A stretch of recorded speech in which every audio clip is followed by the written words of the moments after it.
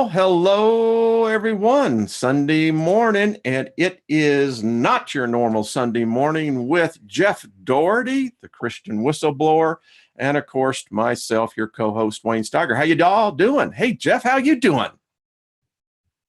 I tell you what, Wayne, if I was doing any better, I'd probably have to be twins. I'm having a great time. I'm in the midst of the paranormal trip here in, where am I? I'm in Vero Beach, Florida. And I went to the Fort Drum Crystal Mine yesterday. I'll be headed down to Fort Lauderdale later today for some more ghost walks. And it's just been, it's been really amazing. Very fantastic. A lot of fun, very instructive. Excellent. Excellent. Well, we're starting to get a crowd here. I hope you brought enough coffee, Jeff, because the room's filling up pretty quick. I'm going to do tea today, Wayne. Yeah, I do tea all the time. I tell people they should actually give me an endorsement fee on it, but Bingle Spice, best tea out there. I'm just going to think that you could probably work out some kind of a sponsorship with them. Well, God knows I drink enough of it. You don't drink coffee, right? No, I do not. No, I don't like the bitterness of coffee. Gotcha. Well, yeah. I know a coffee company that would sponsor you, but I know you wouldn't be into false advertising. My wife drinks a ton of it. Does she? Oh, yes, she does. You were out walking today in a windstorm? Well, when I was out this morning, it was very calm and peaceful. This just blew in the last 45 minutes, and that happens. I mean, we're seeing in our weathering patterns, I know this one, particularly the spring, has just been really windy. It's like living in Wyoming. You've ever been up to Wyoming? It's funny you say that. I actually preached a revival in, I think it was Rawlins, Wyoming. Yeah, absolutely. Camp meeting there was the biggest thing since Roger Whittaker had been there a month before. I bet. Remember Roger Whittaker? I do. There's a ship lies rigged and ready in the harbor. You know, it's interesting how that music that he sang, which was more Broadway opera, that transversed into, oddly enough, pop music. It was amazing. Yeah. The other one I always think of is Roger McEwen, MacArthur Park. Oh, that's right. Yeah. Someone left the cake in the rain. It was so windy there. I think it's the windiest place I've ever been to. That or Minot, North Dakota. It would be a toss-up. Oh, yeah. I mean, I don't know. Listen, Wyoming is a beautiful state. I will say that. But there is nothing up there in certain parts to stop the wind. Once it gets going, holy cow.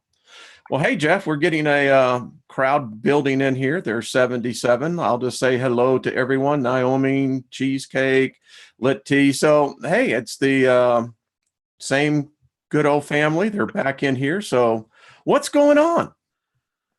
I want to know how this ghost, this paranormal walks are going. You want to know how the paranormal walks are going? Well, yes, I do. I think it'd probably be nice to give you a more objective opinion. So what do you say we bring in a special guest star to talk about how the ghost walks are going? Well, let's do it. Have a drum roll. Ladies and gentlemen. Hi, Wayne. Hey, it's Sandra Dee. How are you doing, girl? I'm great. Nice to see you. Good to see you. Great to see you. Man, you got a great tan. Thank you. Thanks. Envious. But hey. No, you can't beat the weather here. Yeah, no. So, all right. So, Sandra, tell us your perspective since you actually have been doing the filming of this. What have you seen and experienced? Interestingly, so we got here on Friday and we were at the beach. And I remember getting this sense, and I said to Jeff out loud, I feel like something wants to reach out to me here. So that was at the beach, and then, as quick as it came, it went. And then we did our thing, and we ended up over where at the what was it called? Friday nights. The Driftwood Inn, historical Driftwood Inn. And as soon as we approached the Driftwood, what ended up happening for me, and I didn't speak it out loud, was I sensed the actual spot where we actually ended up. I felt a pull to that area. So it was interesting to watch the rods confirm what I was already feeling throughout the whole recording. And it's in the first video at the Driftwood. There was one point where Jeff had said, you know, do you want to ask the rods anything? And I said, is there a spirit standing next to me to my left? Because I had felt that strongly. My heart was racing. It was almost as if I was picking up nerves, anxiety, not fear, just maybe the little girl's nerves. And the rods confirmed that there was a spirit to my left, which was female. You said it was female, young child. Yeah. Well, you know, Jeff had asked that question to the rods, if it was a female, a little girl. So he must have picked up on that. I wasn't picking up on the gender or the age, just that there was something. And after he confirmed it was a little girl, there was some communication. You know, I could feel her nerves, and I just was letting her know that she could trust Jeff. He was genuine. He really wanted to help her. And and I think the video explains the rest. So that was interesting. I'm always curious, the sensation, you know, because it has to be not only a psychic connection, but there also has to be a spiritual component in which the spirit is trying to communicate. And I always, as I'm studying more and more, it's amazing that they can. It's quite the gap, and it must take quite the effort to do that. So what happened then? I mean, I'm in the middle of the book now, so tell us. You felt the physical hand holding and on the leg. Oh yeah, my whole calf on the left side, she was clinging. Her arms were wrapped around my leg. Wow.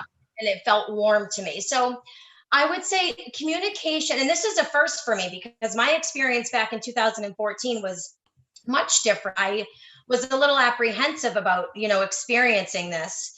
But nonetheless, I did.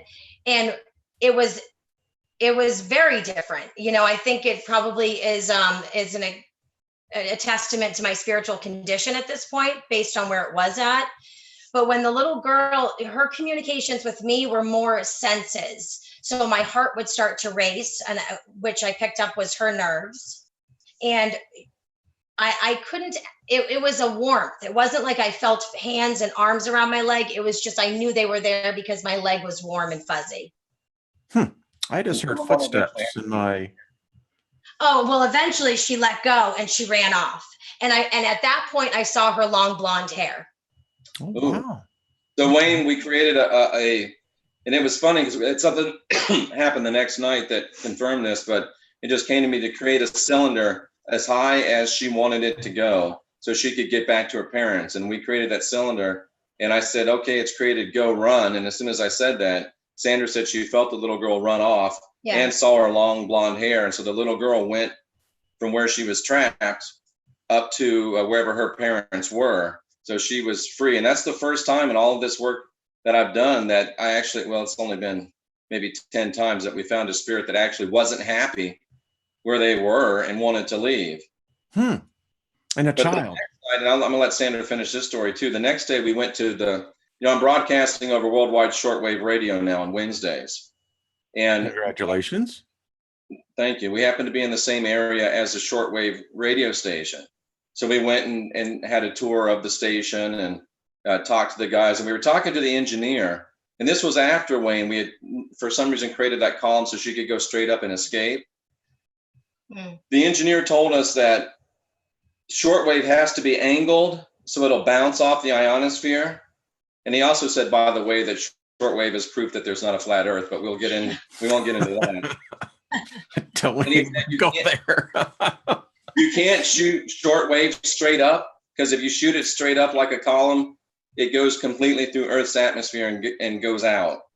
So this little girl went straight up to get out of Earth's atmosphere, Wayne. And I had a vision that night, I guess it was last night, of a net over the Earth. And your work, Rex's work, my work, Sandra's work, Jenny Moonstone, many that I'm forgetting right now, a Dan Overwatch channel. We're blowing holes in that net.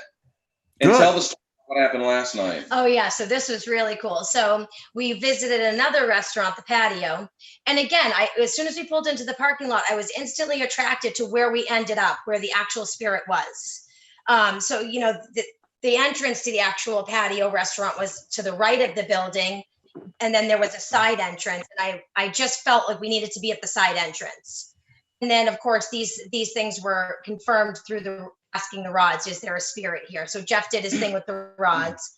And at the point where we found the actual spirit, it was between Jeff and I. So he then turned around and I went under the light. And as I did that, the image of Jeff went blurry, and it remained blurry the entire video. And I know from past experience, I knew that was the spirit in between Jeff and I. Yeah. The video was clear up until that point, until he got confirmation that she was in fact right in front of him, and you could see it the whole recording. And I knew that intuitively, but I also knew it from past experience too, because that's what used to happen when I would record things. Wow. I don't think that's always the case, Wayne, when you get those blurry moments, but this was distant and it was just clear. It was no accident. So, and you can see that in the video if you watch it. That's clear evidence of electromagnetic energy. Yes. Yeah. And she was very peaceful. There was a very different tone to this spirit. My heart didn't race. I was just very much aware that she was there. Again, I didn't pick up on the gender. It was just more of the kinesthetics, Mm-hmm. But what about the perfume? But the perfume, that's right. At one point, I'm holding the camera up and I'm going like this, trying not to shake the camera, smelling like this flowery perfume. And I was looking to see if there was a flower bed behind me. There wasn't. So I picked up on her scent. Odd that you say that, because I, myself, my wife, we can pick up scents, and if like she came in the other day and she said there was a terrible odor and I didn't sense it, neither did the dog. So that is very interesting, the smell. It's interesting. You guys pick up scents. Mm-hmm. I tend to give off scents. Like if I haven't showered in a while. But other than that, not much has been happening. Okay. Well, gee, y'all really ought to get out a little bit more. Living such a boring life like that. So what's on the next stop? Yeah, I'm sorry? What's on the next stop? Jeff found some places in Fort Lauderdale, so we'll see. Excellent. Stopping Interesting grounds. about Florida. When you said that this spirit here did not have a sense of fear, I find that interesting in a positive way. It kind of counters this thought that it's only the negative that exists on the other side. And I contend that's not the case at all. Wayne, that's a very profound observation, because to be frank with you, I went into it thinking that, I got the URL ghosthelper.com. My train of thought was that all these ghosts out there, all these spirits out there are trapped and they all want to leave and they all need help. But the more of this work I do, I find that most of them are happy where they are and they don't really want to leave. I saw the one documentary where there was and it was clearly a ghost. Let me just say, it's odd because I'm laughing at myself inside, because I'm asking myself, all right, Steiger, what's the difference between a ghost and a spirit? So while I'm talking, I'm having the debate in my head. But in any case, it was a black man. Obviously, he had to have been in the late 20th century, you could tell. But he had a fishing pole and had a big smile on his face. And I said, that dude isn't unhappy. He looks like he's perfectly content. Ooh, somebody just gave a good idea, Wayne. Somebody in the chat room said, then we should go to the old Pulse nightclub in Orlando where they had that tragic shooting. Wow. That's a good idea. If they're trapped, because that's a lot of negative energy to go out. Yeah, and that I can see being a trap, because if that's the last conscious thought you have, go ahead, Sandra. No, I'm just saying, I'm listening. Okay. I could see it almost like you had an expression on your face, but I think that that's what so happens, that in these tragedies, that's just what they get trapped. And They need a guiding light as the days of our lives. I think you're right. But we Well, planned, we're going to go down to Old Key West. That's planned. St. Augustine, New Orleans, and more plans formulating. So, and of course, in June, I believe the overnight at the Brushy Mountain State Penitentiary for an overnight paranormal. Oh, wow. Are you there with us? Where our connection is unstable. We'll be in the prison from 9 p.m. until 9 the next day. Wow. By yourselves? Well, there's a group of, I feel pretty good about it because it's a group of 12 Tennessee law enforcement officers. So Good. as long as they let me out, Wayne, I'll be happy. I have a Yeah, friend as of that now, I'm not taking that trip. It's a little, probably going to be a little too much for me. But the myth, the legend, scheduled to be there so we can hold each other's hand just in case. Well, if you got Rex Bear, then the spirits will be coming out, and that should be interesting. Well, Rex just has that personality that I definitely say if there was if you were going to amp up the energy, bring him in. He's like a lightning rod. I really think, Wayne, that Sandra is definitely very interesting to try to continue to do this work with her, and I hope that she'll want to take part because it's not easy for her because she's very sensitive and it's not easy, but it seems like I think it's a calling for her, but we'll see. You know, we did a show Friday night with Jill, who's actually lives in Knoxville, Tennessee, about what's happening to empaths, sensitives. They're being bombarded. And for many of us, it's like we're putting our finger into the light socket and not being able to yank it back out. I don't know if I think they're I love this freeze frame when they have the disconnect there. It's great. So can you still hear me? Or are you live? Yes, we can hear you. Okay. Tell them have you been experiencing any of this bombardment that other sensitives have? I think I used to, not as much anymore.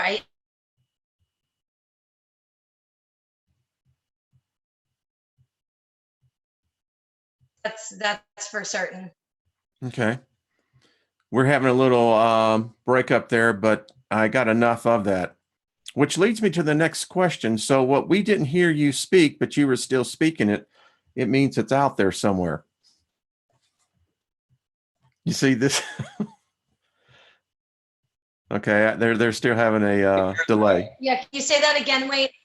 Yeah, I completely forgot now.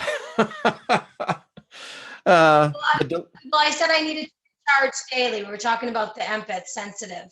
Yes. Well, several things are going on. If you understand, and with Rex, he has done as many videos on this as I have on the Gwyn Towers. So what people don't understand is that those Gwyn Towers, 5G that's coming out, it's an artificial electromagnetic dampening field that they are exerting, and it doesn't go that high. Oddly enough, it's most cases less than a half mile or mile up.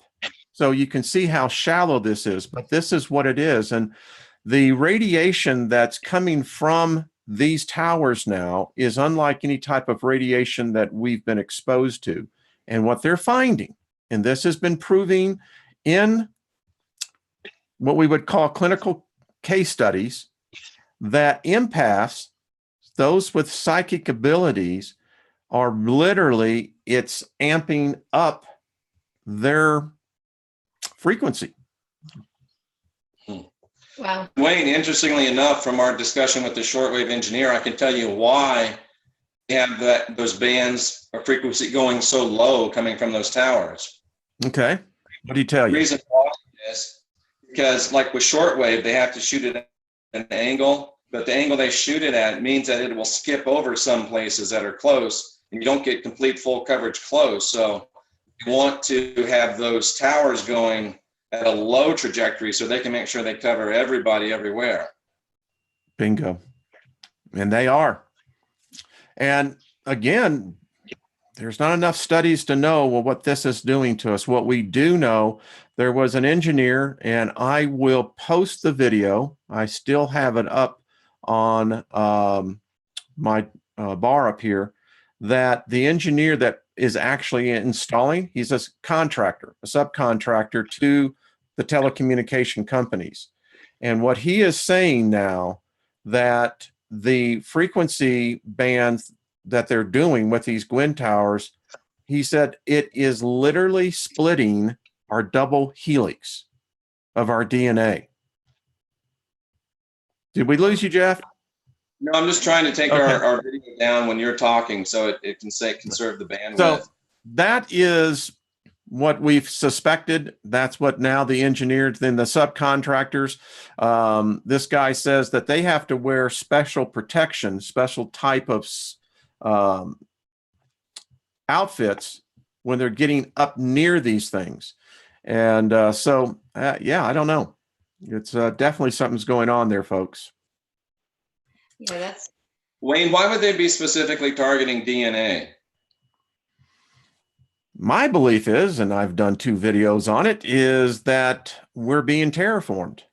You know, I did a video last night, Jeff, that been meditating on this for ever since the thought came to me. And it was on the rite of birth passage.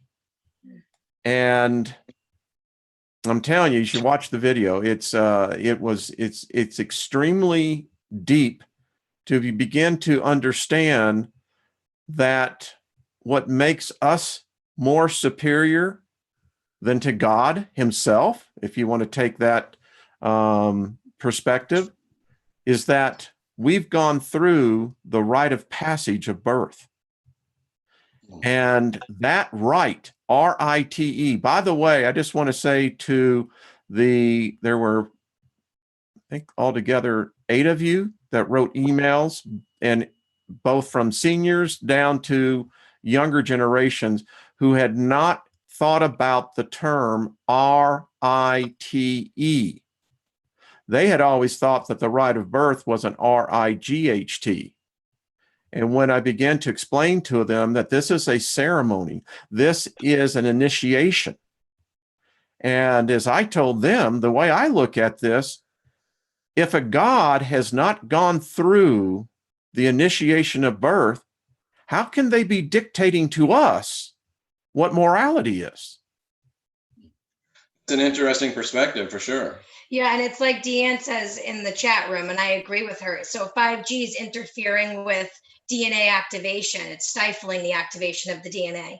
I think, and in some cases, in some of us, because here's the interesting thing about Homo sapiens. When these things happen and they begin to affect a majority, as it is in the laws of nature itself, there's a remnant that it has just the opposite effect. Interesting. And Wayne, I did a video on this the other day, and I don't like to do videos that are where the information's intuitive or the information is just revelatory. I like to be able to have more chapter and verse, but Christ was talking and he said something that to me, I'm 36 years in this, studying the Bible, over 100,000 hours of study. And when he said, you can say to the mountain, be removed and be cast into the sea, that never sat well with me because it doesn't make any sense. He couldn't have literally mean throw a mountain into the ocean. I'm like, what does this mean? And almost in the same breath, Wayne, he said later, not one man, which of you by taking thought, and it's either make one hair white or make yourself grow an inch. And I think he was tying the fact that, and it's the hair and the growth. So there's 2 things. Those 2 things are obviously dictated by your DNA. But was the Christ telling us in a roundabout way, how he said those with ears to hear and eyes to see, that we can actually speak to our DNA, which is a mountain that it's impossible. You can't change your DNA, but can we speak to our DNA and repair it and activate it and move it? Dr. Miller is going to come back on, and we're going to discuss exactly that, because in fact, what we're now discovering through more and more archaeological discoveries, we're finding ancient computers. And what we're finding, the archaeologists are finding, is that it seems that this is a frequency activation. Now, oddly enough, modern day computers are coming to the same way. Voice activation. It's your voice frequency. I told him I had a download in the shower that told me to start speaking to my genetic code. And because this is what I heard specifically, you are the frequency that unlocks the code, but you have to speak to the code specifically. Wayne, if you'll remember, all of Gene Roddenberry's computers, he spoke to vocally. Yes, he knew. I mean, I think these guys, I think Gene Roddenberry was a time traveler, but we're talking Star Trek. And Sandra had a great question that I think other people probably had too. What was it you said? Tell us what terraforming is? Yes, please.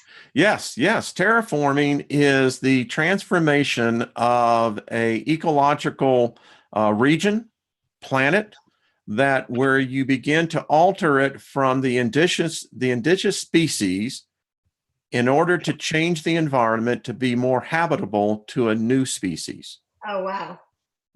Okay. And yes, that's happening to Earth, Wayne? I do. I absolutely do. Who's And doing it? well, the question is, who is doing it? Because all the governments are involved in this. It's not just the United States. It's happening all over the world. Is it a panic? Are they trying to prevent something? I don't know. The evidence is showing that whatever they have been doing to the atmosphere, to the soil itself, and listen, when we start talking about science, our sun is dimming. It's just a fact. And here's the counter to this.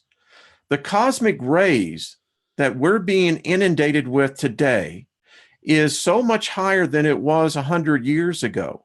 These cosmic rays go through and they shatter the DNA as they go through us. But what's more interesting in all this is that the neutrons, as they continue to hit the Earth, that's a radiation. And so the ground itself is being changed. So that's what terraforming is. That's interesting. And then I start to think about, the actual practice of grounding. I mean, what that charge is doing to our body. Yeah, this makes a lot of sense. Yeah. I mean, guys, what? The reason they're doing it, it's a last desperate attempt on the part of our captors to keep us from completing our ascension and freeing ourselves. They know that we're about ready to wriggle out of their trap, and they're throwing out all the stops and all they can to try to prevent us from getting free. I'm excited about it. I have and I can call her a friend. We've been communicating by email for quite a long time, but I have back in the day, we would have called it a pen pal. But she is a member of the royal family. And when she gives me the thumbs up to disclose some things, number one, I can tell you the reptilians are real. Wow. I would concur. Wow. Pardon? I would concur. Yes, she can tell you they murdered her father.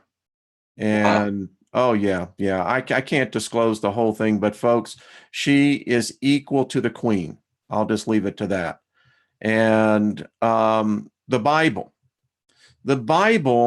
has been misinterpreted and mistranslated. Number one, if you just look how the structure of it was done, many people feel that it is actually a code, a mathematic code. And there are algorithms that she sent me that people are doing. And in fact, there's a couple of YouTube channels that are now doing videos on this that shows that when they take the Bible as it is, which I still somewhat suspect, but this is the King James. So they say that there is an algorithm, a code that actually emerges out of this. So she seems to think that. What else can I tell you that she has told me? Wayne, that may be another explanation of why New Testament is not presented in anything closely resembling its chronological order. Precisely. Not only is it messing up the message of the Christ, but it could be they are messing up the message of the Christ by deconstructing it and reconstructing it according to a perverted algorithm, potentially. Yes. Apparently, the ancient Hebrews, who were really nothing more than the cousins of the Chaldeans, the Akkadians, the Mesopotamians, they knew this, and they understood. I think. Also, Go ahead, Sandra. well, wouldn't this also mean, it makes me think of like the tablets, any sort of tablet, but or older scriptures outside of the Bible. They're probably presented the same way with some sort of specific algorithm. Well, here's something that blew my mind. I did a video Friday called "Let Me Introduce You to Baal." It's not who you think it is. And oddly enough, the Phoenicians, they have been completely almost obliterated by the church in their superiority of their civilization, their culture, their society. And the Phoenicians is where all the world languages today get their alphabet from, phonetics, Phoenicians. They discovered 2,000 years before the Bible was even thought to be written, language was written down. They discovered that all language could be synthesized down to 12 harmonic symbol or sounds. Isn't that odd? 12. Wayne, there's crazy synchronicity because on, I think what day did I have Robert on? Wednesday.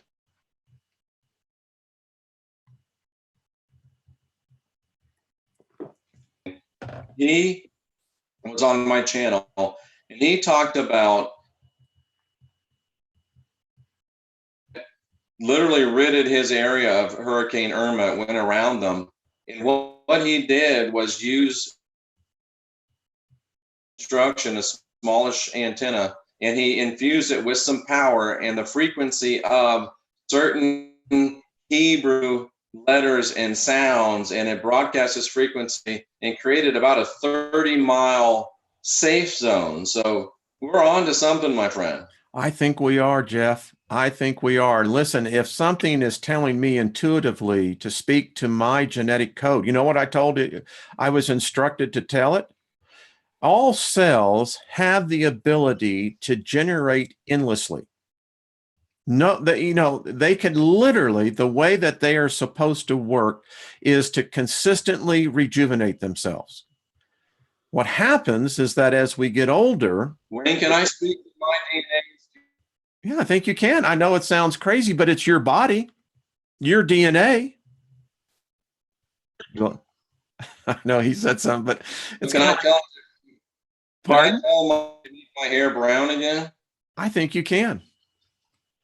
You said it. I do believe. I know that's Mark 11, 23, 24 that you're quoting. Know that it's deep in me. I know that. Again, I think the message of the Christ that was speaking that was telling us its frequency, its tone. Speak unto this mountain. He says, and if you doubt not in your heart, but believe that those things for which you say, they shall come to pass. That's how that entire verse reads. Now, the kicker to that verse is 25 and 26. In order for that to work, that frequency to work, you have to have forgiveness and forgetfulness in your spirit. Otherwise, it will interfere with the frequency that you speak. Powerful word. And there he went. I got the powerful words. There, and he's back.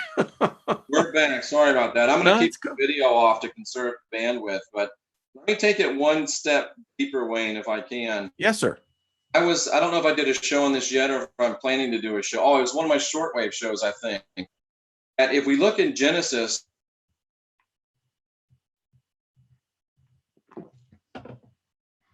Let's send positive energy, folks, that we're going to boost that signal for them. yes. And the speech is important in doing creation, but Genesis talks before the gods and thinks, so is he.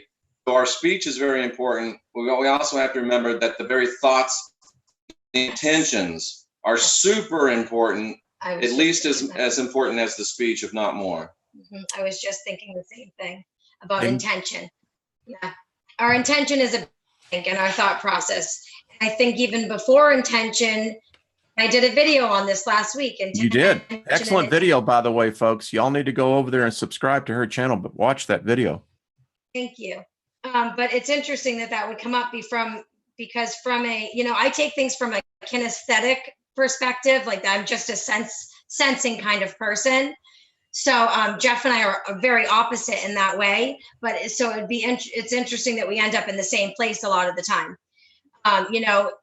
because even before intention is integrity. And I think it's about, keeping this in alignment, keeping it clean, healthy, and then you can set the proper intention. Yeah. And ladies and gentlemen, please go subscribe to Sandra Dee on Facebook. Thank you. We promote all of our people here. You too. By the way, so I wrote this down when I got back this morning. I just want to let you know, I wrote these down, and it's interesting how all the handwriting. I happen to have very good penmanship. No. I was thinking about this. Do we think while we're asleep? Do we hear while we're asleep? Do we talk while we're asleep? Do we feel while we're asleep? And then I asked myself, this is what I was meditating on. Do my thoughts make a sound? When I dream, I see. When I dream, I feel, right? Thoughts are things. Your thoughts are things. Your thoughts are frequency. Your thoughts are vibration. So they have to make a sound. Yeah, that's what I was thinking. Because when I came in, I was making myself some tea, and Lynn was still asleep, and she was upstairs. And as I could hear the water we have a hot water dispenser, I could hear the water hitting, and it made a sound. But then I said to myself, well, that sound is immediately dampened and dispersed by the environment around it. So it's limited to its ability to how far it goes. And then I said, well, how far can the thoughts of my mind go? It sounds like that old question, if a tree falls in the forest, does it make a sound? And the scientific answer of that is no, it does not. Because here, when you walk into a room, Wayne, and you don't exchange any verbal communication, if you walk into a room, we've all had the experience, we see someone in the room, wow, we like this person, we're really vibing with them. We've walked into a room and instantly felt antagonistic towards a person. What else could that be other than our ultra sensitive, sense, or what's it called, the body,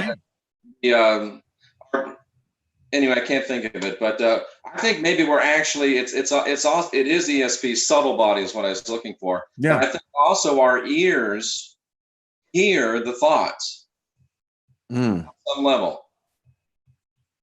Yeah. Yeah. It's a deep, deep thought. It's just like the rite of birth. I mean, again, as I contend, if there is a God, and listen, I said, let's take the Garden of Eve metaphor that it actually was happening. I said, so I can dig what happened to Adam. He screwed the pooch, but he hadn't been born. He was created out of the dirt. He was a black man, but he had been created out of the earth. And it wasn't until Eve or whoever gave birth the first time, that changed all the rules. Because a God himself or itself, she-self, has not gone through that same rite of birth. That's what distinguishes us from God or the gods themselves. It distinguishes us from spirits. I told people last night, if you are seeing demons, evil spirits, challenge them. Show them, demand that they show you their certificate having gone through the rite of birth passage. Because you know what? When we leave this place, what did they give us? The last rites. Correct? If you're Catholic, yeah. Oh, well, it happens no matter, you read the stories on the battlefield, soldiers that were dying on the battlefield. Many of them would stay alive long enough to get the last rite. It goes through multiple cultures. The Hindus have a special last rite. It permeates our species. And I thought, well, this is interesting. So what are the first rites? Do you know? I don't. No. And I can tell you, when you're doing work on the astral realm, the fact that you have a body, which could be extrapolated to say the fact that you've gone through the birth process, gives you a whole bunch of power in the astral realm if you correctly know how to wield it. Now, I'm wondering if every being that has incarnated retains that power after they leave this body. Or is that a reason why a lot of spirits keep coming back to this body because they want to retain that power? I don't know. I have a problem with reincarnation because personally, we're seeing our granddaughter who's come into she's still in NICU, and we got a picture yesterday, and you can see her little toes are just clenched tight. She is not digging this experience. She is not liking this initiation rite, and this is what it is. And hers has been more difficult than others. And it got me to thinking about this. So this is something I've not seen any spirit, any God do. Because you know what? If you go through that birth passage again, it'll kill you. So something's going on here, folks. I know I'm onto something. You know what it could be, Wayne, is the Elohim from all indications that we know of probably have not incarnated before. Probably have not taken on bodily form, except for the Word, the one we call the Christ, and probably Sophia, who I believe incarnated as Lilith. So when you're talking about the completed Christ or a female incarnation of an Elohim, which has never happened before, a male incarnation of an Elohim that's never happened before, I think it opens to us the way to become part of a species. And I'm speculating, I'm thinking this out loud. It gives us the opportunity to become part of a species.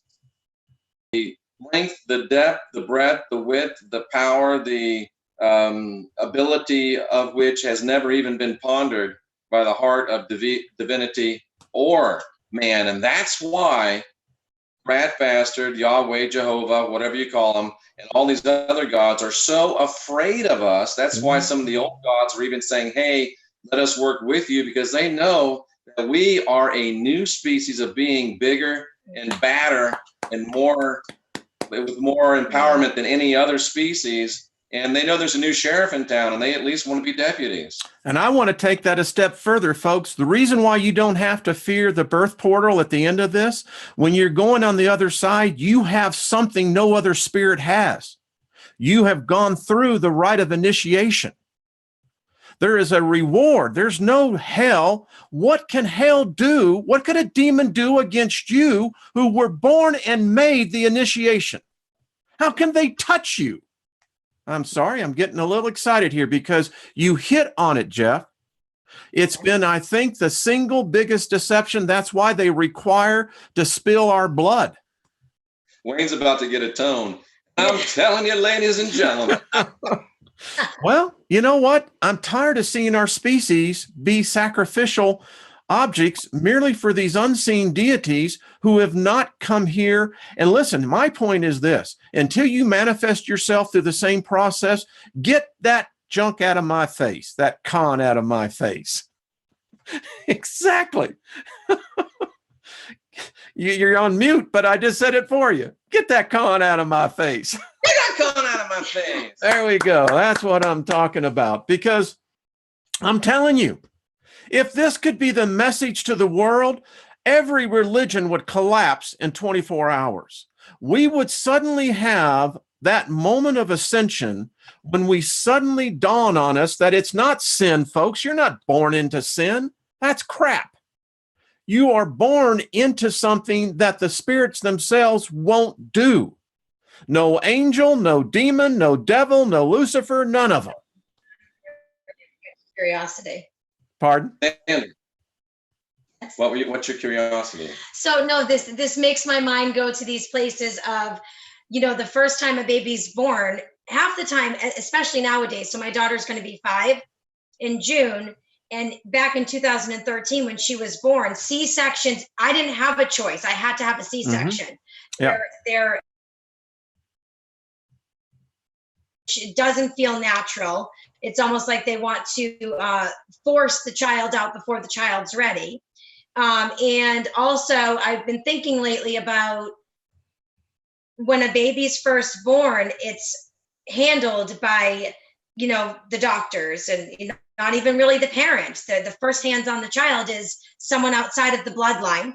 Bingo. And then when we die, there usually is a preacher there controlling the death. I Bingo. Find that a little curious and, skeptical.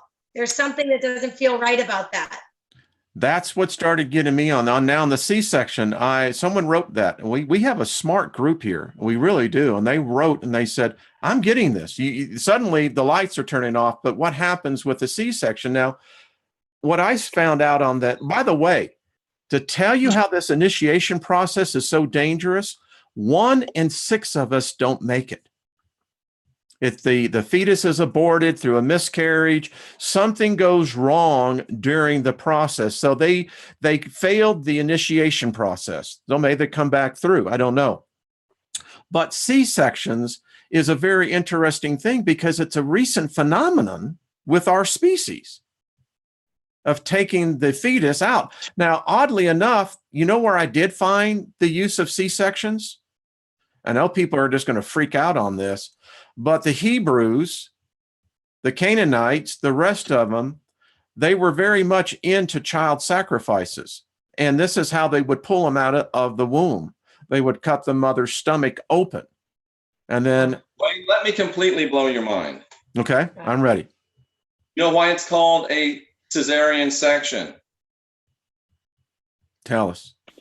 The first person ever born by C-section, according to our Western science, was none other than Julius Caesar. It goes back to the beginning of the Roman control system. Wow. Wow. And then you throw astrology in there, and I'm imagining what Heidi would say to all this, where now you're manipulating the actual natural time that being was supposed to be born, which misleads them. Ooh, now that's huge. This is not your normal Sunday show. Holy crap. Boy, there's 222 people, 222 people in here. Well, there's that number again. It always hits there. Now there's 223, but this is huge. So think about this. You are altering the natural cycle that has been, I believe, predetermined with every new spirit. The Hebrews believe that there is a place called Gol. That is the place of the Hall of Souls. And they believe that there is a finite number of souls in Gol. So I don't know, but this is interesting. So if you are manipulating the actual birth date of this individual, you could alter events in time. You throw the numbers in there too. It's manipulating the actual numbers, the numerology. Wow. This is not your normal Sunday. We're onto something here. I'm convinced of it. Pardon, Jeff? Yeah. 1 or 2 minutes in your birth time can change everything. Just ask Heidi. It could. I mean, you could be destined for to be the greatest leader, to be a Messiah, to bring something.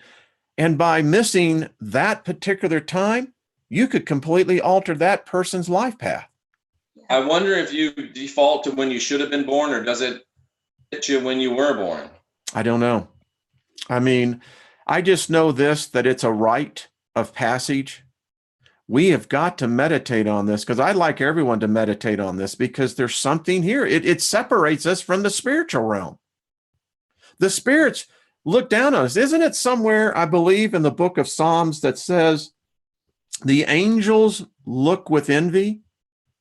You do. And then, of course, Paul said, and every now and then Paul said something right, because you have to be a good liar. He said, we're surrounded by a great cloud of witnesses. Yeah. I'm telling you, there is great power here. We've been subjugated to thinking and giving this power to these unseen forces that I contend that they are nothing more vampiric in their structure. Wayne, this just hit me like a ton of feathers. Most people say bricks, but It's the same thing. It falls at the same rate. The same weight. Reason why they want us to give our hearts to Jesus or give our hearts to Allah or whoever, because the only way you can lose, Wayne, the only way that the people that are listening to us can lose, the only way we can be defeated is if we surrender. Yes. I'm telling you, this is encouraging me, because now when I step through that, what they call death to me is the birth portal, because I think that is the true birth portal. I got my freaking diploma. Yeah. I made it, man. I mean, I'm going to go over there and say, oh, you ain't got one? Get that out of my face. It's your emancipation. Exactly. Wayne, guess what? I got some stuff coming up. No, we're not racist. We don't like slavery, but the Civil War was the beginning of the lockdown of our country and of the human race. Yeah, and isn't it how they do this?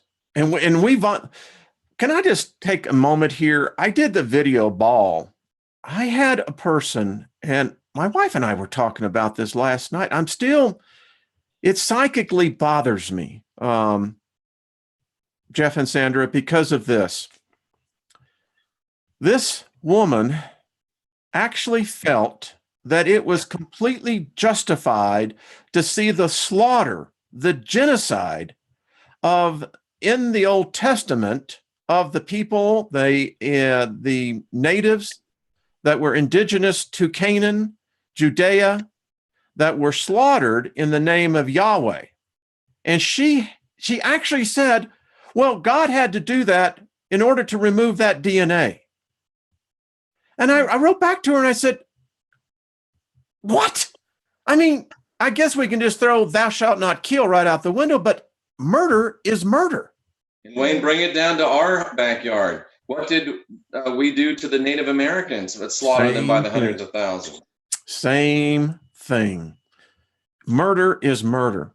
I remember the one story I read about the Crow Nation, when what many people don't understand is that the Baptist church was very much involved with the army. He always had a chaplain, and that chaplain was, for the most part, of the Baptist, Southern Baptist point of view. By then, it was turning in that way. So I found it really interesting. Thank you, Brian. Tea time. But here's what I found very interesting. When they heard the concept of hell, they kept on asking, well, what did we do wrong here? Why would the Great Spirit condemn us to torture? I couldn't understand the concept. Well, no one that thinks can. Hey, thank you, Daniel. All the froggy suits are... I love it. We got a great group. Well, it's been an hour, so I I know y'all have places to go. I'd love to be there because I can see behind you. It looks like it's sunny. It looks like it's warm, and it looks like there's a beach nearby. It's a terrible place that we are, Wayne. We're right here on South Beach and Fort Vero Beach. Beautiful beach. The waves are up and sand is warm, and yeah, we don't feel bad at all for being here. Well, I can say this now being human. I think that sucks because I ain't there. No, I'm happy for you. Get out there and get some rays. And, y'all have that opportunity to really connect to Gaia. I mean, there's nothing more better, in my opinion, than walking on a beach. Absolutely, Wayne. You can go out and put your feet in the snow. Yeah. Well, fortunately, a lot of that's left, but it's still cold out there. So, well, it's so good to see you two. You too, Wayne. Yeah, and Sandra, I just want to say this, and it's my shameless plug for you. I'm very much impressed with your videos. I have to say, the last one you did about intentions and integrity was, I think, will be one of the classics. So people need to go over there. I'll put it into the place. Go over there and subscribe. Keep it up. Thank you so much. I appreciate it. And Jeff, you old rascal, what do you call you and rapscallions? Is that the thing y'all have on Thursday night? Consequential rapscallions. There we go. And that's with Scotty, is that right? That's with Scotty Roberts from Ancient Aliens, Coast to Coast AM, and History Channel. Okay, so dig on that over there. It's a good thing. I enjoy it. It's a good show. And you know what I like about this is that our little group here is growing and growing and growing. Indeed. Yeah. We haven't even, it's about ready to explode. I think it is. All right, you two. Have fun. We'll see y'all later on. Jeff, we'll see you during the week. And in the meantime, everyone have a good week. Think about your right. Jeff, my best to you, my friend. Sandra, we'll talk to you soon. Bye, Wayne. Bye-bye, everyone.